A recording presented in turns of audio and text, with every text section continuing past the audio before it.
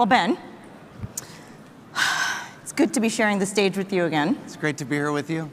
Fantastic shoes. Yours too. Thank you. And it's great to be here at the Aria, one of my favorite hotels in the world, part of the MGM Resorts portfolio and a partner with our World of Hyatt loyalty program.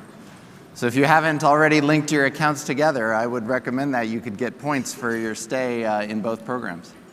Fantastic. All right. Well, as we kick off this fireside chat, I know you've had, a fantastic hour, hearing our vision, some of the innovation highlights we'll be bringing and unveiling in the next 2 days. Ben, can you introduce yourself, perhaps your role, and a little bit about Hyatt? Sure. Hi, everybody. My name's Ben. I'm the Chief Information Security Officer at Hyatt Hotels, a very large hospitality brand that hopefully you all have been a guest of ours in the past. I've been at the company for 7 years, and it's just been a wonderful experience to lead through our purpose and our mission of taking care of people so they can be their best. It's awesome. Thank you. 1,250 hotels secured. We're going to unpack that a little bit this morning. A couple new ones every week. Yeah? 6 continents. We're still working on Antarctica. We'll get there someday. I love that. Well, I'm going to start with cybersecurity. We've had a lot of conversations around how you, as the CXO of Hyatt, have been very deliberate about, having cybersecurity as like the organization's mission, right? Can you tell us a little bit more about that? Well, yeah. So our purpose is care. We care for people so they can be their best. My first day at Hyatt 7 years ago, they gave me a room key where that message was printed. It's not just a slogan for us, it's a purpose that we live every day. And what an amazing purpose to have for a hospitality company, but what a really amazing purpose to have for a cybersecurity department. We center everything that we do as a team into the purpose of our company, because how can we say that we care for our guests and our colleagues if we're losing their stuff? It's a very compatible mission.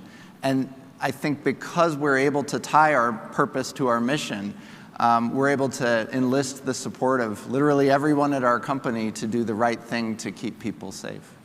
And the user experience is paramount to that from what you're saying, right? From the minute people walk in the door through the overall experience. Yeah, of course. I mean, from the moment that you visit our website to checking in at the hotel, staying at the hotel, enjoying an event like this at the hotel, it's your expectation that you feel safe, both digitally and in the physical world. And that's something that we have to provide for 100% of your journey with us. So we talked about this massive global footprint, 1,250, and you said a couple here and there every week. Every week. You have a pretty prolific, robust M&A pipeline as well. Quite a pipeline. Let's talk about kind of how you manage security at scale. When you're looking at a business of this magnitude, and what are your key priorities? One of the most important things about our company is when you think about it, our hotels, they don't move, right? The buildings tend to stay exactly where they are. But the people inside those hotels, our colleagues, they move around a lot. A general manager may be assigned to a hotel just for 3 months until they find a permanent replacement. So the workforce is quite mobile. Mm-hmm. And when I came to the company 7 years ago, what we wanted to do was to build a security program around those people that move around so much, so that we could ensure we weren't just providing security to the premise, to the property, but instead to the people as they move around the globe. That's important to us. So when we look for security technologies like Zscaler and other cloud-based security delivery mechanisms are really important to us, because we just can't rely on security to only exist the moments that you're inside our hotel. I think what's really interesting about the concept of your business is you're a physical business, and you think about security being tethered to sort of the physical premise. Of course. That said, we've just talked about how your users are mobile, and you have data traversing across multiple sort of locations across devices, and you also have users, your guests that are actually quite mobile and Well, we hope robust. so. We hope so, across the premises. So we'll bring this back to your transformation journey. When did Hyatt start, as a company, your secure digital transformation journey? I think that really started in the 2015 to 2016 timeframe. We started working as a company on getting really good at technology in general, security specifically.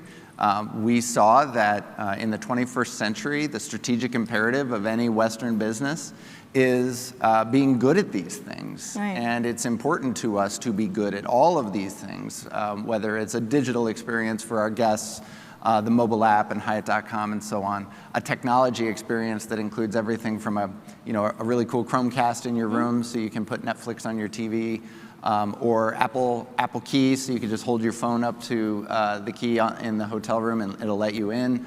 And then of course security has to underpin all of those things. We have to be good at those things if we care for our guests. We do everything in our power every day to protect our guests and our colleagues, and it's a solemn duty for us. It's something we take very seriously. We can't be perfect, but I think we can satisfy ourselves as a team that we have done everything we could that day. So central to a lot of this is zero trust security, and I'd like to understand a little bit more kind of what zero trust means to you, what it means to Hyatt, and kind of as a CISO, what are the core tenets that you anchor a lot of this by? Maybe we should have done like a toll booth or a phone booth thing for everyone in the crowd and they could all walk up and say what zero trust is. It would have been awesome. We'll do that next year. I think it's a loaded term because it ends up being appropriated and used by different people who have different things that they want to do differently. I think for us, the concept is just that a stranger will not be able to transact very easily inside a computing environment. And that is a stranger arriving at the internet edge, or a stranger trying to run a process, or a stranger trying to connect to a local or internal network. I think that's a guiding principle for us, is ensuring that we're validating traffic, that we're validating identity, that we're validating security posture at multiple layers of our environment. And I think that's what it really means to us. Okay, well, it's great description. Now, the hospitality industry was really turned on its head, right, through the pandemic and all of that, like many other industries that we've talked about. And obviously, data protection came to the forefront of a lot of security teams in terms of how we prioritize managing our security posture. Can you share a little bit, like in terms of, as a company, how you think about data protection,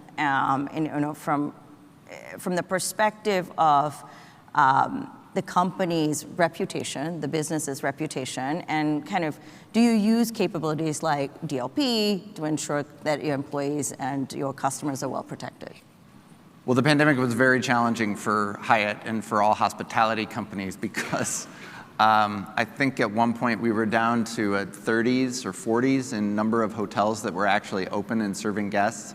And how terrible it felt for all of us who are in this mission of caring for people to not be able to meet people and shake their hands and smile at them.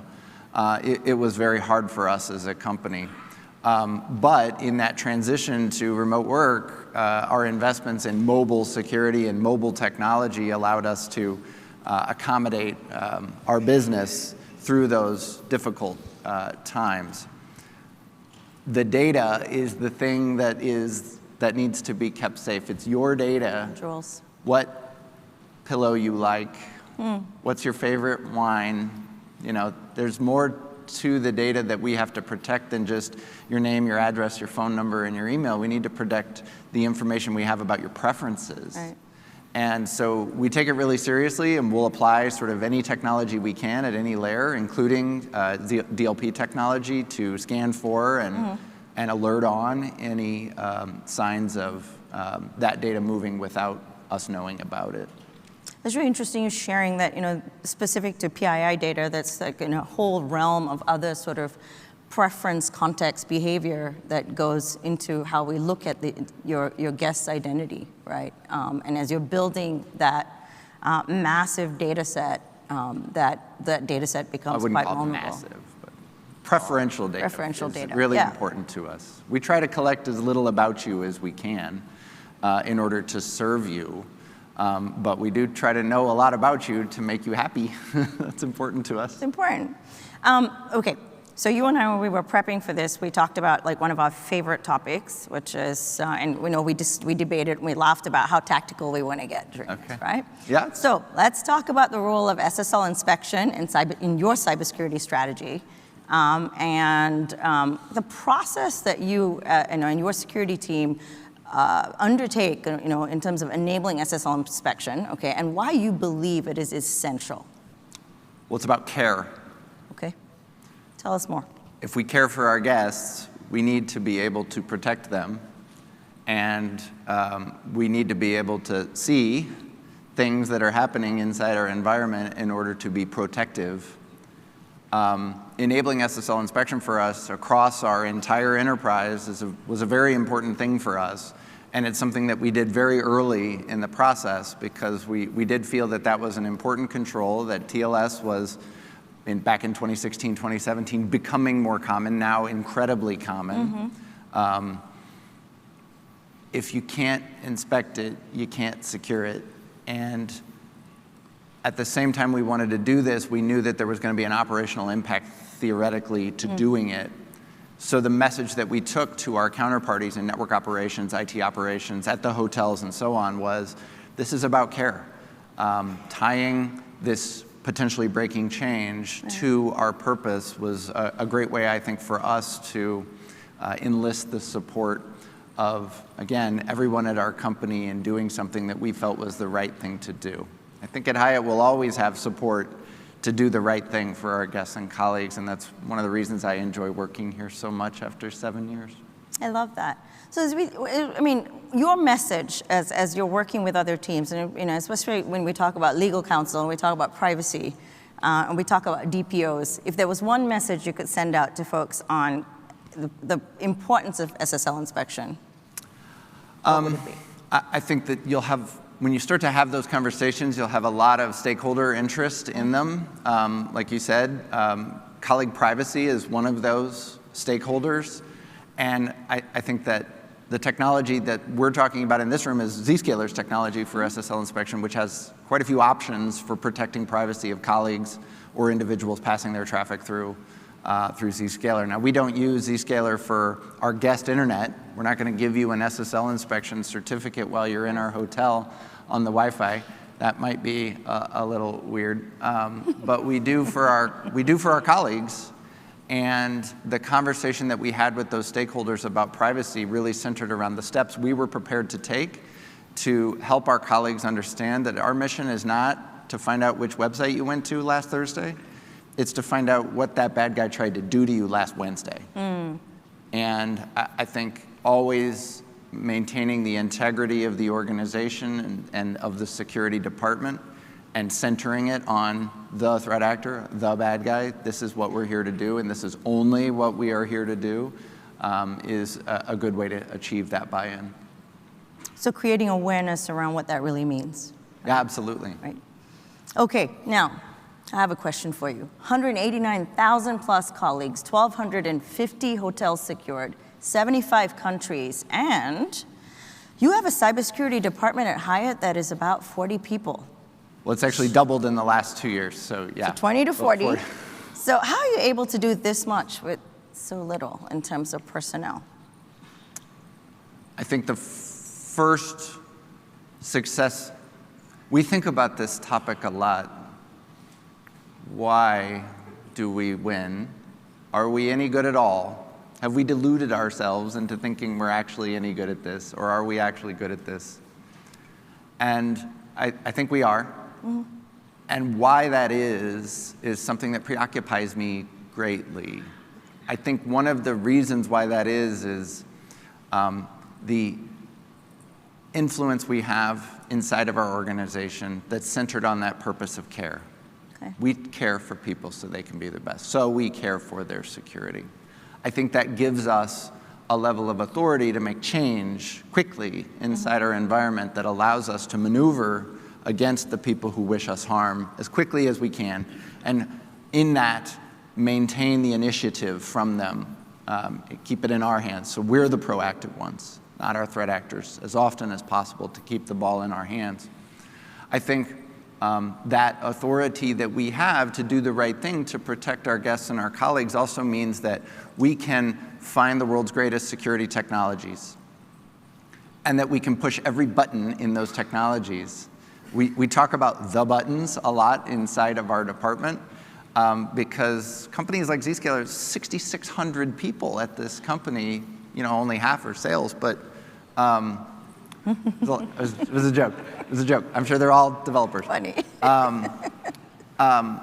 It's a big company in the 7 years since I've come to work with you, and you're making amazing things to protect people. And I think we owe it to you and we owe it to ourselves to push the buttons that you give us, because those buttons are a way that we seize the initiative from our threat actors. We close off avenues of maneuver to them, and we make our mission that much easier, and we make the amount of people that are required to respond to incidents that much smaller because we push the buttons. And I hate to simplify it, but I do think that is a key success factor among many others. So there's so much around proactive threat hunting, proactive risk management mitigation. So as we talk about risk mitigation, there's this topic of risk transfer as we look at what our overall addressable loss might be should there be an event. So love to ask you your thoughts around cyber insurance. I know we talk, a lot of companies are talking about cyber insurance and trying to get their arms around the fact that, threat landscape has shifted massively, and obviously everybody's investing in risk mitigation, technology solutions, processes, systems. But the cyber insurance premiums are quadrupling, right? As the number of, as the attack surface is wide and the number of attacks are increasing. So how do we get our arms around this? And at least, how are you handling that as a CXO of Hyatt? So we look inside of our department, we look at cyber insurance as catastrophic healthcare. It's not an excuse for us to not do the right thing to protect our guests and our colleagues. And part of the approach that we have with the cyber insurance markets is to help them understand that we're not buying this just so we can cash it in. We're buying this just in case. We go to the markets every year. We travel to New York, London, and Bermuda, and we meet with the underwriting community in person to tell our story. And when we tell our story, we tell the whole story. I think one of the first trips I ever made to meet with cyber insurance underwriters, they told me that it was all a bunch of Jedi mind tricks. I said, what are you talking about? They said, everybody comes in here, the security team comes in, waves their hands and go, these aren't the droids that we're looking for. Everything is fine. Nothing bad will ever happen. And I learned from that. And what I learned is these folks love it when you tell them the truth. We go in there every year and we talk about the incidents that have happened to us, and we talk about what we did to make sure those incidents never happen again. I've said to them before, we drop atom bombs on small problems because a small problem is a clue that a big problem may arrive later. And in that conversation that we have with the underwriters every year, we're able to help them understand the seriousness with which we take this topic, the fact that we treat this as something that is really important to us as a business, protecting our guests and our colleagues. And as a result, just maybe we might be a good bet for them, because that's what they're doing. They're betting on us. And we take that relationship very seriously. And that's why we go to visit with them in person. And that's something I would recommend for anybody who's in the buyer's market for cyber insurance these days. A lot of this is around risk analytics and risk quantification, right? And portfolio management. What does good risk look like, right? And I think a lot of what you're saying is, how do we show them that through the risk mitigation techniques that you've put in place, that you are potentially a good risk for their portfolio, right? That's right. And insurable. And it's about the story that you tell and the way that you tell it and the truth that you tell, I think. Pretty cool. So Ben, we'll shift a little bit. All right. Hyatt is known for putting a premium on developing diverse and inclusive teams. As you know, this is a passion project and topic for me. Can you talk a little bit about the commitment the company has towards diversity and inclusion specific to cybersecurity programs, and you, as a CISO, what it means to you? Well, you saw it on our video that you were so gracious to play, our World of Care video. Thanks for wading through that, because that's the kind of stuff that we love at Hyatt. Through our Change Starts Here initiative, we committed in 2020 and through this year and next year and then in the years to come to radically improving the representation of all manners of diversity at our company. And that's something that's important to us as a company. Mm-hmm. It's not just the right thing to do, but we think it's the right thing for our business. But in security, I think it's even more important. If our mission is to care for people mm-hmm. by protecting their information, and the way that I think that we do that is to make people feel safe. We protect people, which makes them feel safe, which makes them want to stay at our hotels. What is safety? What does that feel like? How do we provide it? And I don't think that I can provide a feeling of safety based on my unique background and experiences for all of our guests mm-hmm. around the world. I think that it is really important that security teams look like the people that they're focusing on making safe, because safety is an idea that we all have inside of ourselves. Yeah. And it looks different to you as it does to me. We need to have a team that can represent those different ideas inside the rooms where we're making decisions about security policy. And that's why it's something so important to me, but of course, obviously to Hyatt. Thank you for that. Of course. No, it's important work. I'm so glad that as a company and as an executive team, you're so thoughtful about incorporating that into kind of the very ethos of what you're doing as an organization. So we just want everyone to feel safe. Yeah, it's a fundamental human right. Yeah. Well, so I'd ask you this: you're coming up. We've talked about how chronologically we're contemporaries, right? Young.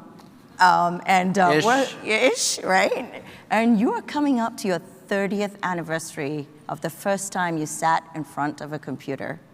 October 3rd, 1993. I love it. What's kept your heart in it for so long? I think, having done this since I was a little boy, and having been part of this profession, as many of you in this room are, since its founding, we've had this opportunity to watch it grow, and grow from something where it was a mere curiosity or obsession to me and to others into a big business on a big stage. I think that's remarkable to have watched it. How often do you get to say you watched your profession come to fruition? I think that's remarkable. But I think this obsession for me, that I think about when I wake up, that I think about when I go to work, and that I think about when I go to bed, I think one of the reasons why it's kept me so interested and fascinated all these years is the ways that it's still an art. It's still an art form. We're magicians as far as the people who love us are concerned, right? They think of us as wizards. Security people. Yeah, absolutely. We're the hoodie crowd, right? Right. And there's still a very high priority and premium placed on one's individual skill, willpower, and talent, and most importantly, enthusiasm.